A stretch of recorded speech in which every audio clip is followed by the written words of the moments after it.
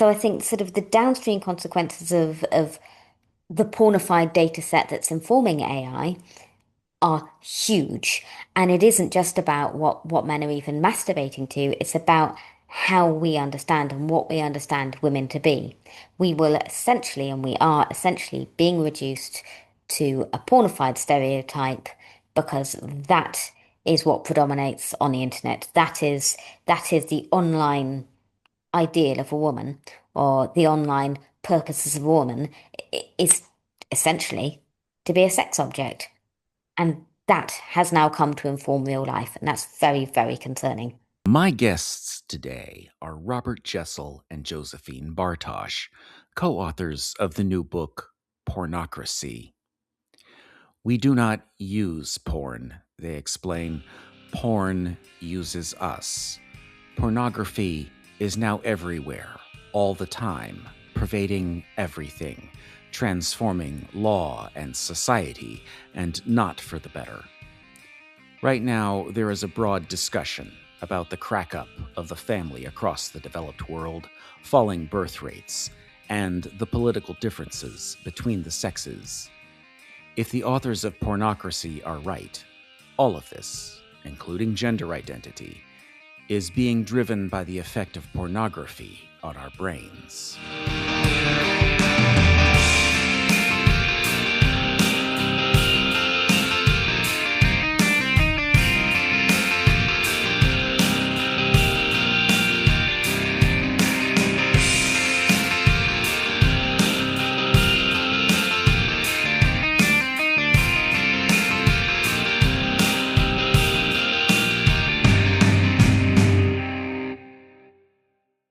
Robert and Josephine, welcome to the podcast. Thanks very much for having us, Matt. My listeners will largely be Americans, so they will not be as familiar with your work as British listeners will be.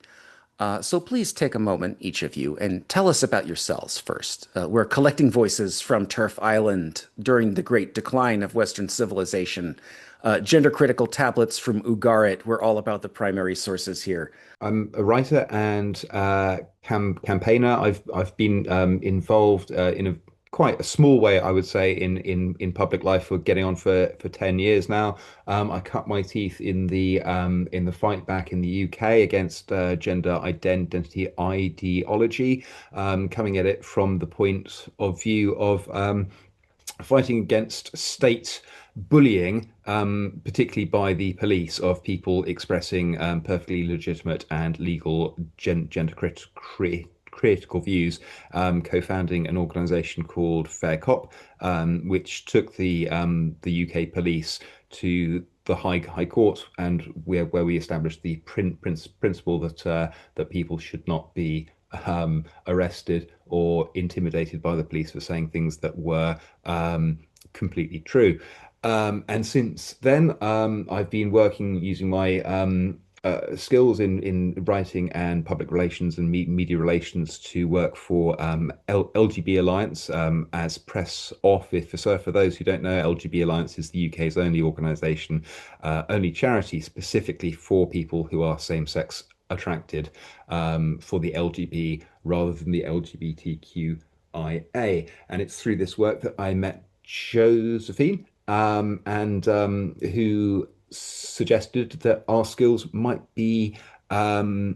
work together to approach the issue that is behind so much of this modern malaise, including gender, which is porn. So I'm a journalist. I've been covering issues around women's rights and specifically transgenderism and pornography for around about a decade. So I started off in campaigning and then eventually sort of built a career in journalism. So I think I was probably one of the first people to really dig into the homophobia of transgenderism for a mainstream audience. So I wrote about what was going on at the Tavistock some years ago. And that's been my sort of main focus. But of all the time I've been writing on transgenderism, which is sort of what I've become best known for, I've been kind of frustrated that the driver of this movement, pornography, in my opinion, has got a free pass, and indeed is sort of championed as a matter of free speech rather than a matter of suppression of speech, and indeed a threat to what it is to be human. So that's been my main sort of driver. So, how did the two of you come together on this book, Pornocracy? How did this book happen? How did your Wonder Twin powers activate? Um, well, I tell us, it was my idea to write it because, as I say, it's something I've been fascinated by and frustrated by for a number of years. And I know that I'm a feminist. I'm not sort of an orthodox feminist, but I am a feminist. And frankly, we don't get listened to. And, we've had sort of 50 years of the women's movement now saying porn is bad and nothing's changed. Well, indeed, things have got considerably worse. So it seemed obvious to write it with somebody else, not least because the subject matter is so dark. And I knew Rob, I'd get on with Rob, and actually I thought it might be useful to have a man's perspective, and in particular, someone's perspective who's not totally steeped in sort of feminist theory. Um, and I'm really, really, really thankful that I couldn't have chosen anyone better to write with, really, I think, than Rob. When Joe suggested that we might write a book together about porn, I thought, well, that subject sounds as interesting as any other. I wouldn't say I had particularly thought about it as a subject or as something that was a particular threat to humanity in general. But I approached it frankly, from the position of I just quite like to write a book to see if I could. I didn't have the same passion that Joe has. That sort of that feeling lasted, I would say, a couple of days until I first I opened up the first few books to research the first chapter that we were writing, which was about porn's effects upon the brain of those who use it. And I was absolutely stunned by how just how right Joe was, because Joe's thesis was that porn is not just something that men do that is bad from a moral perspective. Joe's idea was that porn has got the whole of society in its clutches, and I thought, okay, well, that's quite a strong point of view. I'm not sure that I particularly agree with that. And as soon as I saw um, how much porn grips men who use it, it absolutely terrified me, because I could see it from a personal point of view. I'm a man. I have used porn, and I could see quite clearly how addictive it is, and like any addiction, how it completely robs individuals of self will.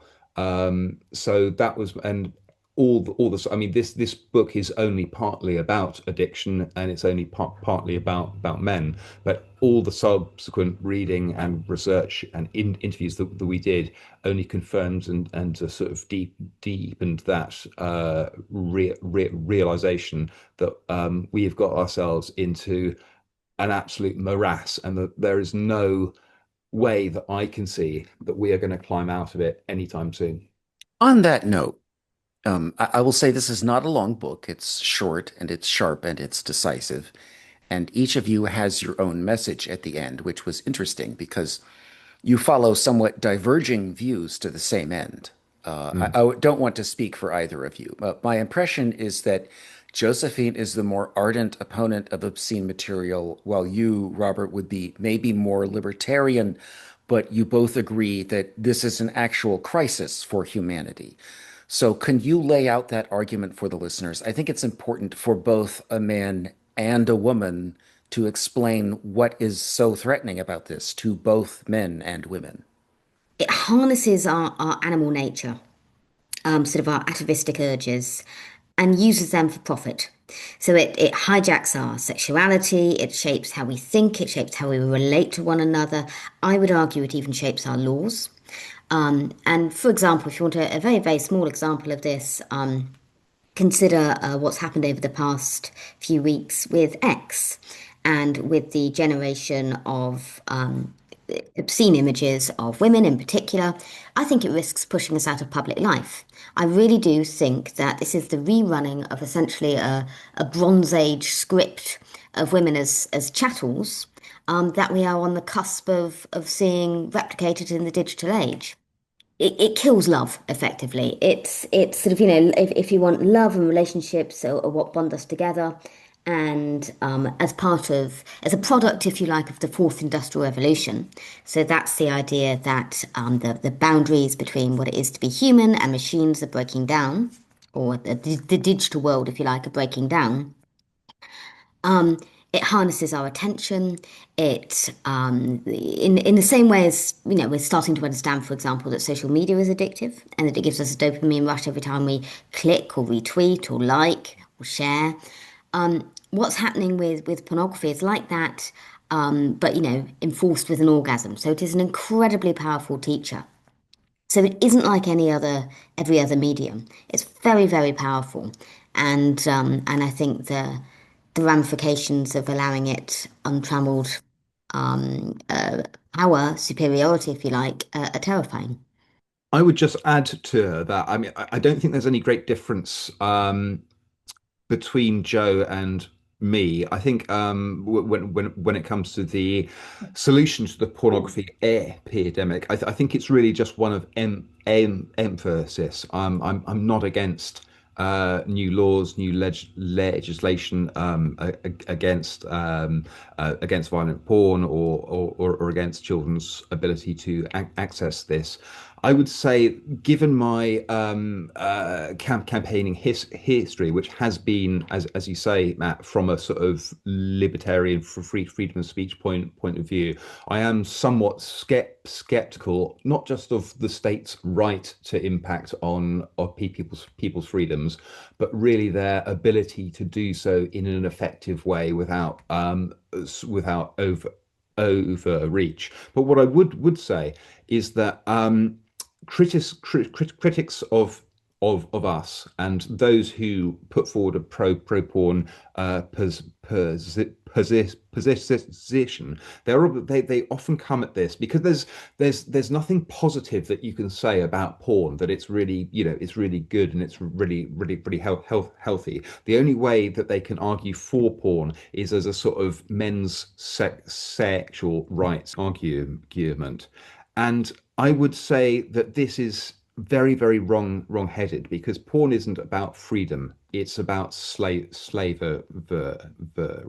obviously of the performers themselves, who are often forced either through circumstances or by men to perform, but also the people who use it too, because porn is by its nature addictive, in the same way that TikTok or YouTube or in Instagram is. There's no way that it cannot be, because it is in competition for people's eyeballs, not just for the first click, but to keep you on the screen, to keep you not just porn is not a service to help you to achieve an orgasm. It's there to keep you in a state of arousal for as many minutes or hours as it can. Um, that's why I think the solution to this is not laws on their own, but some way to break pornography users out of the denial that they find themselves in, and without which they couldn't possibly consume a substance which is so obviously harmful for their relationships, for their sexuality, and their wider health. On that historical perspective, you write that pornography has played a policy role in the rebranding of paraphilias as whole, authentic selves. The reification of these pornographic gender identities is evidence that pornographers, and this is the way you put it, they increasingly dictate the moral, social, and legal codes that govern our lives. The argument, as I understand you, and please correct me if I'm wrong, the argument of this book you have written is that the political pressure to install transgender policy, it ultimately derives from brains that have been affected by pornography. That the reason why we have trans rights activists at the local school board meeting in America saying that, kids should be free to experiment visiting the opposite sex restrooms whenever they want, and they definitely need this hardcore pornographic material in the library to look at. They're undermining all the safeguarding, and they're acting that way because their brain has been deep fried in pornography, is sort of what I thought you were suggesting. Do I have that correct? Oh, yeah, I think that's an absolutely beautiful summary.